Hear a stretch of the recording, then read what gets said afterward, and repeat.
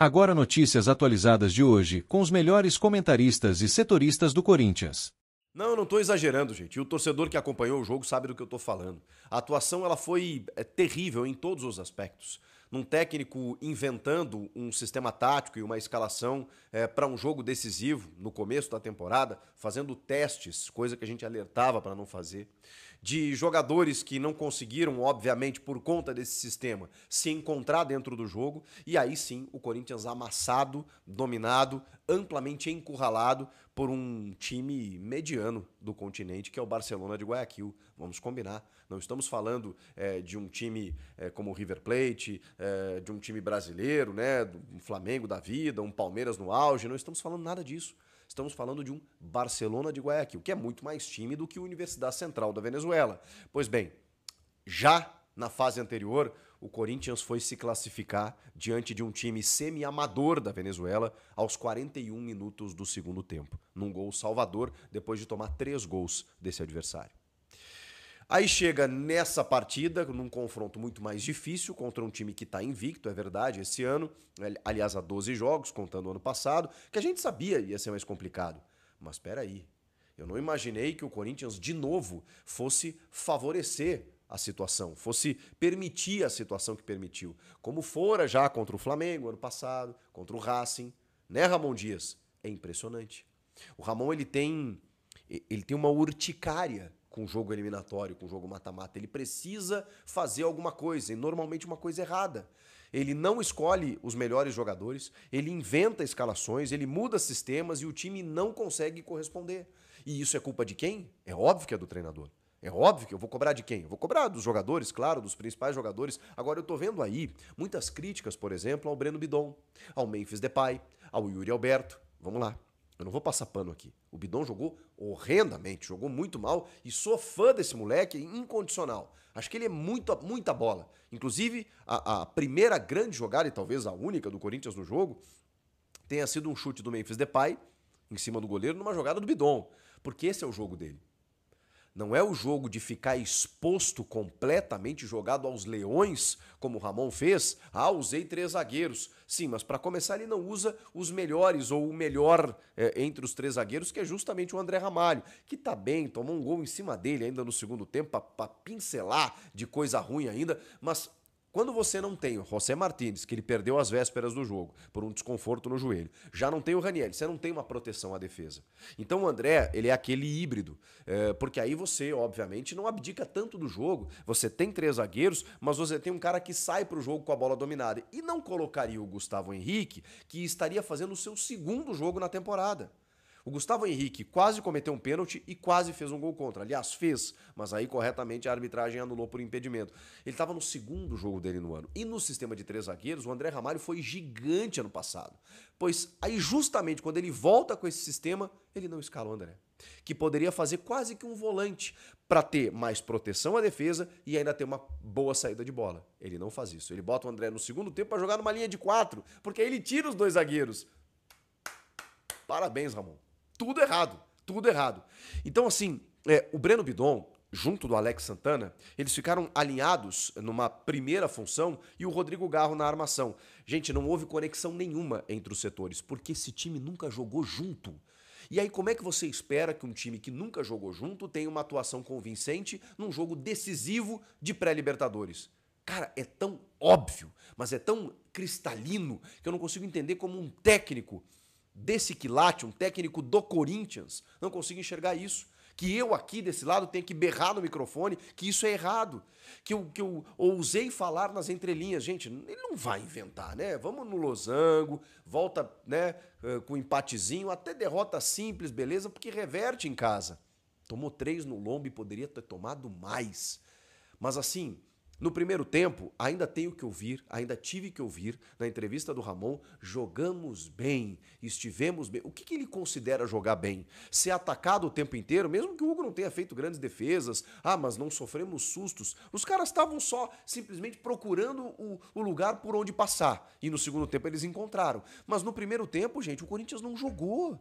E aí, como eu falei, né, na minha opinião, não dá pra criticar ou crucificar ostensivamente o Breno Bidon, porque porque ele realmente ficou sozinho ali na missão. Ficou sozinho. Foi uma sacanagem que o técnico fez com ele. O Memphis Depay e o Yuri Alberto não receberam bolas, porque não houve conexão. O Garro foi muito caçado toda hora que pegava na bola e não tinha aproximação. Nas poucas vezes que o Corinthians pegou na bola no primeiro tempo, não subia ninguém. Por quê? Porque como é que o Bidon e o Alex Santana iam subir, e até tentaram algumas vezes, mas como é que eles iam subir o tempo inteiro se não tinha um primeiro volante? E os três zagueiros estavam enfiados, pisados dentro da área. Como que ia acontecer? Um espaçamento, gente, de blocos dos três zagueiros, os dois volantes e os praticamente três atacantes. Não tinha conexão e o Barcelona deitando pelos lados do campo. Mas assim, o Carabali pela direita, o Orozco pela esquerda, mas foi uma festa no seu rádio. E o Ramon Dias, no segundo tempo, desfaz a linha de três zagueiros, bota o André Ramalho, que não vem bem esse ano, vem pessimamente, mas aí justamente quando ele tem a possibilidade de jogar com três zagueiros, ele não joga. Aí ele tira os dois, o Choca que cometeu um pênalti infantil, que eu antevia a jogada, e acho que você provavelmente deve ter feito isso, né? Quando tem a jogada, você pensa assim, não dá o bote, não dá o bote, não dá o bote. Ele deu o bote e cometeu o pênalti. Lógico que isso ia acontecer. No segundo tempo, aí ele tira o Félix Torres também, que pouco fez, estava amarelado e tudo mais, para botar o André Carrilho. E aí o time fica mais exposto. Porque aí ele esboça uma tentativa de jogar. Só que aí o Barcelona já tinha encontrado a maneira de chegar até o ataque, né, com muita velocidade, troca de passe. E o segundo gol, pelo amor de Deus, o segundo gol parecia o Real Madrid, gente. Parecia o Liverpool, não esse que jogou contra o PSG, né? Mas o Liverpool da Premier League. Aqui, ó, pum, pum, pum, só tapa. Os caras não dão bote. Aí o cara entrou na área pela direita, fez o cruzamento, pum, gol. E o terceiro gol também pareceu brincadeira de criança, né? O Orozco faz o terceiro gol com três jogadores do Corinthians dentro do gol. O Hugo sai mal, falha no lance. Assim como ele falhou contra a Universidade Central, ele também falhou no lance, a bola sobrou no pé do cara, livre de marcação, segunda bola toda era deles, né? Aí o cara chuta, tem três jogadores do Corinthians dentro do gol. E ninguém diminui o espaço, ninguém diminui no chute do cara. Atuações terríveis de todo mundo. E coletivamente um time que simplesmente não funcionou. Mas, gente, por uma questão óbvia, né? Uma bagunça tática. Eu vou cobrar de quem isso? É óbvio que é do treinador, que de novo deixou o time na mão num jogo decisivo. Olha que carimbo, hein, seu Ramon Dias? O Corinthians tem alguns jogos grandes nessa temporada. Ele ganhou do Santos. E olha que eu, inclusive, bradei na véspera do jogo. Gente, a diferença naquele momento, tá? Neymar chegando ainda. Naquele momento, a diferença do Corinthians pro Santos era muito grande, como é em termos de elenco. Falei, cara, é papo do Corinthians, passar o carro em cima do Santos. E o Corinthians conseguiu tomar sustos no primeiro clássico em casa. Contra o Palmeiras no Allianz, tomou um amasso, não fosse o Hugo, teria perdido o jogo e empatou em 1-1. Descobriu um gol lá com o Yuri Alberto e no jogo contra o São Paulo tomou um baile também. Os jogos grandes do Ramon, nesse ano, eles foram lamentáveis. E eu nem vou falar nesse jogo da UCV, já falando que não dá, né? E esse jogo deu aquele sinalzinho. Não, peraí. Dia ruim, né?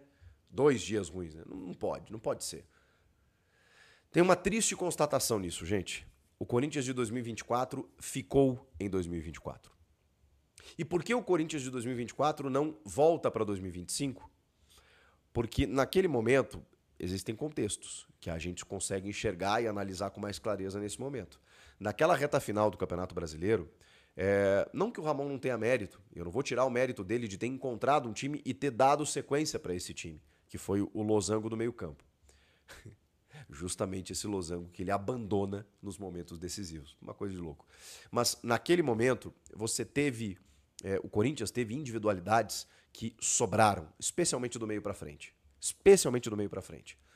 O Memphis, o Garro e o Yuri, eles resolveram a parada. O Carrilho também foi muito bem, o Bidon. Aquele time funcionou, encaixou.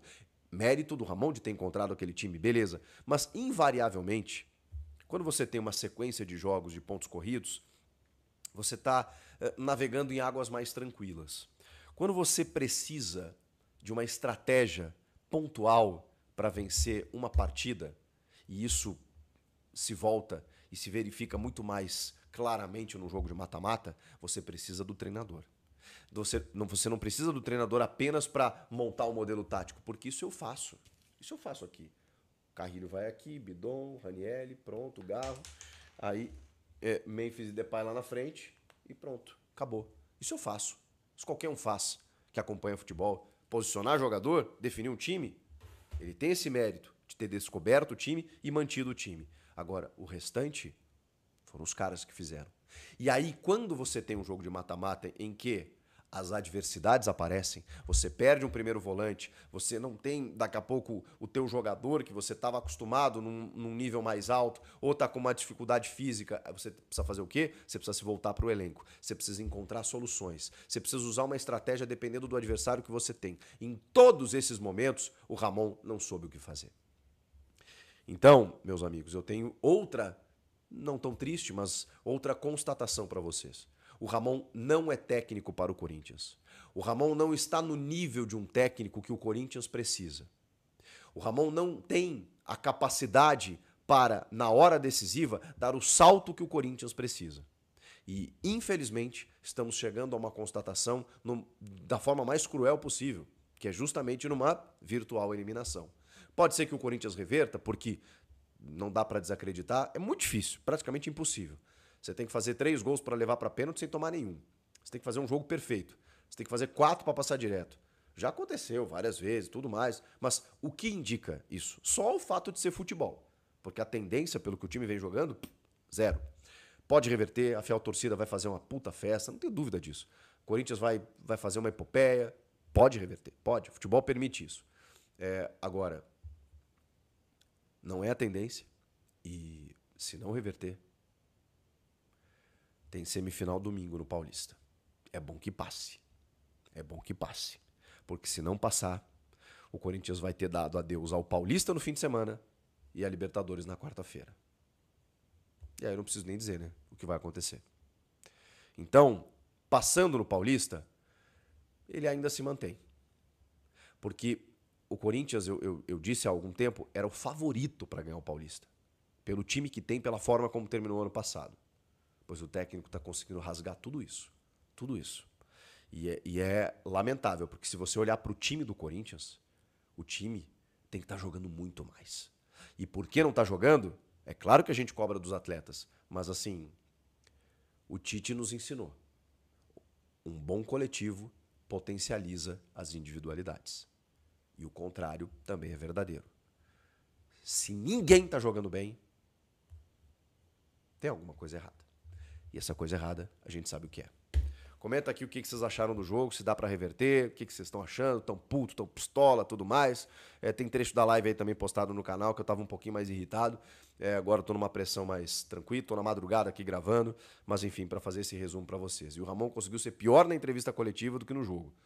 Jogamos bem, estou orgulhoso do time, salvamos do rebaixamento. Ramon, salvar o time do rebaixamento talvez seja esse o nível de técnico que você seja, né? Um técnico que salva times do rebaixamento. E realmente, o grande trabalho até então do Ramon no futebol brasileiro foi salvar o Vasco da Gama do rebaixamento. E em algum momento a gente acreditou que ele poderia ser a solução. Visivelmente não é. Comenta aqui, inscreva-se no canal, eu volto na próxima. Tchau!